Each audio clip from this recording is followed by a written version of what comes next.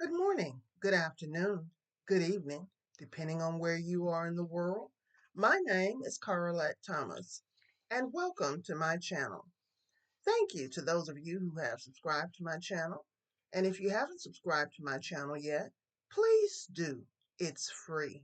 It doesn't cost you anything. Today's message is the blessing of running water. Recently, I, like many people, and maybe some of you, were negatively impacted by the winter storm of 2026. I did not have power for 3 days, which, in all things considered, was a blessing, as many did not have power for weeks. However, I did not have running water for 18 days, and that, we discovered, was the result of freezing temperatures that caused a major leak. I cannot adequately describe how much of an inconvenience that was, as well as the impact that it had on all areas of my life and household. However, thank God I made it. I must tell you, it has taken me as long to recover with water as it was not having it. It feels as though I lost a few weeks of time due to this life interruption. But it got me to thinking about things that a lot of people take for granted. Personally, I have lived my life being sensitive and aware in many ways that are different from a lot of people. Some of it has to do with my being a prophet and a highly sensitive person and an introvert, which is the way that God made me. Other aspects of my sensitivity and awareness come from my life experiences, work experiences, the way I was raised, and just sincere concern for humanity. There is an old saying that says, you don't miss your water until your well runs dry. And that is true. Others say that we take a lot for granted, and that is true at times also. However, I have always thought about how God is God. And God puts us in time and space where He wants us to be, meaning we are born to the parents that God wants us to be born to. We are born in the family that God wants us to be born into. We are born in the century, decade, year, month, day, and hour that God wants us to be born, right down to the minute and second. We are born with the nationality that God wants us to be born with. We are born on the continent that God wants us born on. We are born into the socioeconomic level that God wants us born into, etc. And just like my life's demographics are what they are, and so are yours, there are some people that live in other places without running water all of the time, just based upon where God had them to come into this world. As I had no control over that for my life, neither do they, or anyone else for that matter. Can you imagine what not having running water would be like as a way of life? Well, it is a reality for many people in various parts of the world. I did some research and found approximately 2 billion people, roughly 1 in 4 worldwide, lack access to safely managed drinking water at home, meaning they do not have reliable, on premises, and uncontaminated running water. Of these, 771 million people cannot access even basic drinking water services. Regional impact. Sub-Saharan Africa is hardest hit, though the issue affects developing areas globally. Scale of need. 106 million people rely directly on untreated surface water sources like lakes and rivers. Health and labor. Lack of water access causes over 1,000 child deaths daily from related diseases and consumes 250 million hours in daily water collection by women and girls. Sanitation. Beyond water for consumption, 3.4 billion people lack safely managed sanitation services. Definition. Safely managed means water is available on premises, available when needed, and free from contamination. Despite gains since 2015, 1 in 4, or 2.1 billion people globally, still lack access to safely managed drinking water, including 106 million who drink directly from untreated surface sources. Water can be scarce for many reasons. Demand for water may be exceeding supply. Water infrastructure may be inadequate, or institutions may be failing to balance everyone's needs. Water scarcity is an increasing problem on every continent, with poorer communities most badly affected. A lack of access to clean water keeps children sick, prevents them from going to school, places them at risk of exploitation, and robs them of their God given dignity. The world is in a water crisis. Yes, water scarcity is a significant and worsening global issue, affecting billions with widespread impacts on health, food security, and development, as reflected in UN reports declaring an era of global water bankruptcy and projections showing severe shortages for half the world's population by 2050. It's a complex challenge stemming from limited fresh water, climate change, pollution, and overuse, with regions facing unique regional struggles. Key facts. Billions affected. Over 2 billion people live in countries with water supply issues, and 4 billion experience severe scarcity for at least a month annually. Health crisis. Lack of clean water causes diseases like cholera, typhoid, and diarrhea, while insufficient sanitation affects billions more. Food security threat. Scarcity makes agriculture harder, putting half the world's food production at risk in the coming decades. Intensified by climate change. Rising temperatures increase droughts and unpredictable rainfall, making water management harder. Urban and rural impact. Large cities and rural communities alike face stress, with some major cities experiencing land subsidence from groundwater depletion. Economic toll. Time spent fetching water or dealing with waterborne illnesses reduces productivity and hinders development. Why it's global? Finite resource. Only a tiny fraction of Earth's water is accessible fresh water. cross-border issues.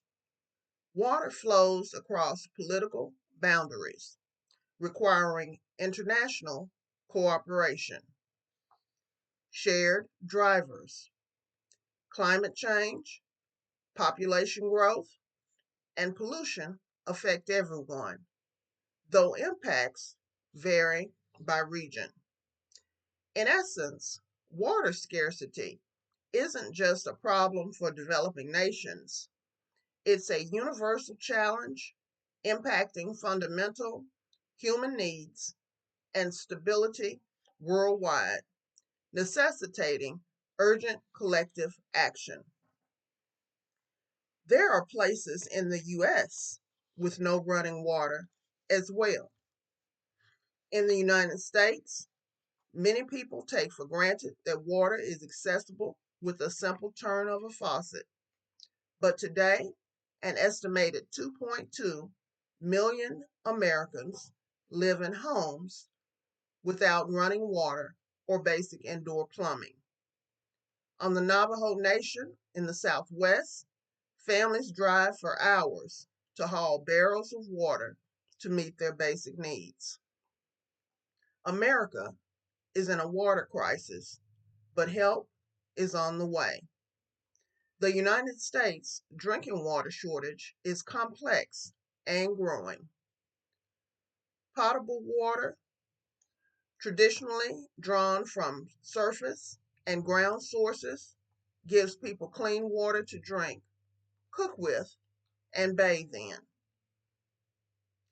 My mind usually automatically correlates things that happen in our world today with things that happened before our time and also during the Bible days, which is before our time as well. Not having water got me to thinking not only about people in the world that live without running water on the regular, but also about stories about water in the Bible. I am reminded about the Israelites that were wandering in the wilderness and were asking Moses for water because they had none. If you're not familiar with that story, here's an overview. In the Bible, Moses provided water for the Israelites in the wilderness on two distinct occasions by bringing forth water from a rock, demonstrating God's provision and sustaining grace despite the people's disobedience. The first instance occurred at Horeb, and that's in Exodus chapter 17, while the second occurred in the desert of Zin, which is in Numbers chapter 20, involving different instructions from God. Key aspects of the incidents in Exodus 17. Following the Israelites' complaints due to the lack of water, God commanded Moses to take his staff, used to strike the Nile, and strike a rock at Horeb. Water flowed abundantly, and the location was named Massa and Meribah. In Numbers chapter 20, similar to Exodus, the people lacked water and complained. This time, God instructed Moses to take the staff and speak to the rock. The disobedience. In Numbers chapter 20, frustrated by the people, Moses spoke to the Israelites instead of the rock, calling them rebels, and struck the rock twice instead of commanding it. Consequences. Despite Moses' disobedience, God still produced water for the people and their livestock. However, because Moses did not uphold God's holiness before the people, he was not allowed to lead them into the promised land. Symbolism and interpretation. Christ as the rock. The Apostle Paul in 1 Corinthians chapter 10, verse 4, identifies the rock that provided spiritual drink as Christ. Typology. The striking of the rock is often viewed as a type of Christ who was struck, which means crucified, to provide the water of life. Provision. The events highlight God's grace in feeding and hydrating an often rebellious people in the desert. It is so important to obey God when God tells us something, when God tells us to do something. And the key is obeying God in every way with everything.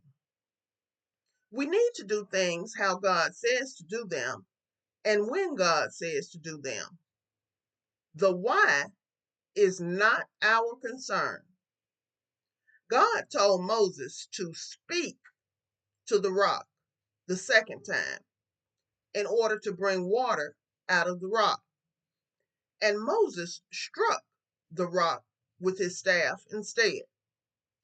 That act of disobedience did provide water, but it caused Moses to not be able to go into the promised land.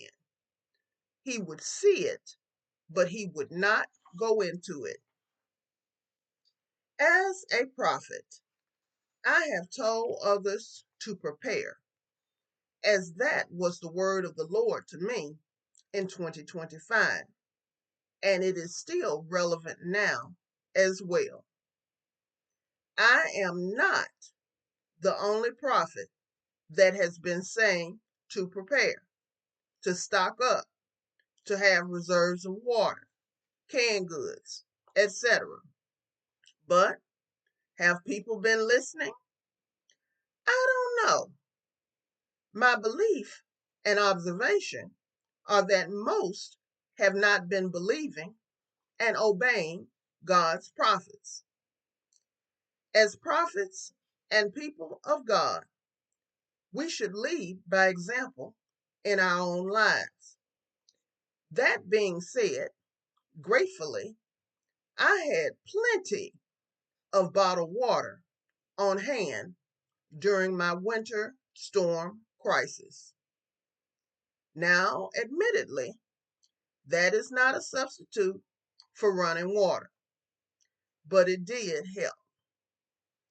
If I had not prepared in this manner, my situation would have been much worse than it was.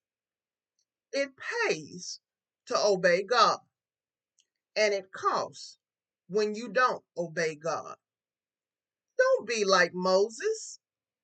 Don't disobey God. Don't be like those that ignore God's prophets and prophetic warnings. Prophets are mouthpieces for God, and we say what God says, when He tells us to, and how He tells us to. God is God. He could just tell each one of us everything directly all the time, but He doesn't, because He is God. He decided that He wanted to have His prophets relay His messages to people when He wants to and when He wants them to. God is God. The prophet's responsibility is to obey God. The people's responsibility is to obey God and to obey God's prophets. The Bible says in 2 Chronicles chapter 20, verse 20, believe in the Lord your God, so shall ye be established. Believe his prophets, so shall ye prosper. Either you believe God or you don't. Either you believe the Bible or you don't. God knows everything.